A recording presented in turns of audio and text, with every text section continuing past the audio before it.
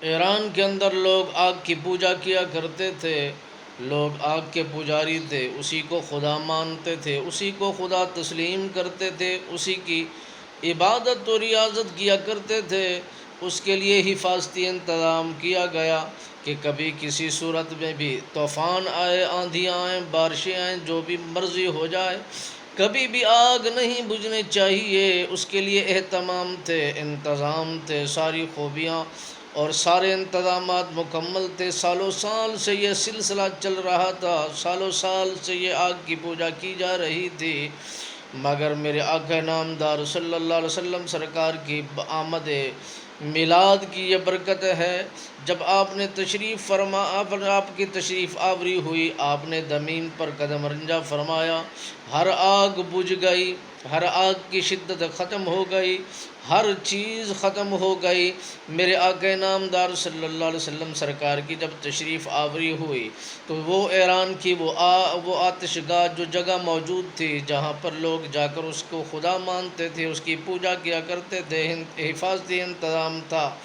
اگر طوفان آتا، بارش آتی، ہوائیں چلتی، جو مرضی ہو جاتا، مگر اس آگ کو کوئی اثر نہ ہوتا۔ جب میرے آقا نامدار صلی اللہ علیہ وسلم سرکار کی ولادت با کمال ہوئی تو وہ آگ بجھ گئی۔ لوگوں کو بلایا گیا، راہبوں کو بلایا گیا، نجومیوں کو بلایا گیا، چھان بین کی گئی، تحقیق کی گئی۔ وہاں پر رہنے والے ڈیوٹی اثر انجام دینے والوں سے پوچھا گیا، یہ کیسے ہوا، کس نے کیا، یہ کیسے ممکن تھا، یا اس میں کوئی کمی آئی تھی؟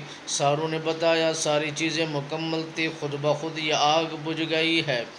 میرے آقا نامدار صلی اللہ علیہ وبارک وسلم سرکار کے متعلق ان نجومیوں نے، ان رہبوں نے بتلایا کہ ایک ہستی آج جلوہ گر ہوئی ہے، جس کی برکت اتنا زیادہ تھی، جس کا فیضان اتنا با کمال تھا، جس کی تشریف آوری اتنا مبارک تھی، جس کا قدم رنجہ اتنا بہترین لاجواب با کمال تھا کہ جہاں جہاں بھی آگ چل رہی تھی، آگ جل رہی تھی، آگ کا اہتمام کیا جا رہا تھا، سب کی سب آگیں ٹھنڈی ہو گئی، سلامتی والی ہو گئی۔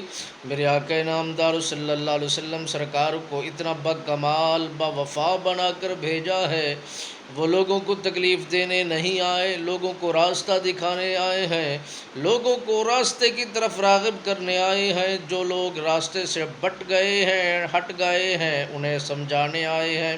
میرے آقا نامدار صلی اللہ علیہ وسلم سرکار نے اپنے رب العالمین کی توحید کا پرچار اتنا بلند فرمایا، اتنا واضح فرمایا کہ لوگوں کے ذہنوں کے اندر، لوگوں کے مزاجوں کے اندر، لوگوں کی طبیعتیں کے اندر یہ بات ڈال دی، اے لوگوں، جو راستہ تم نے اپنا رکھا ہے سراسر یہ غلط ہے۔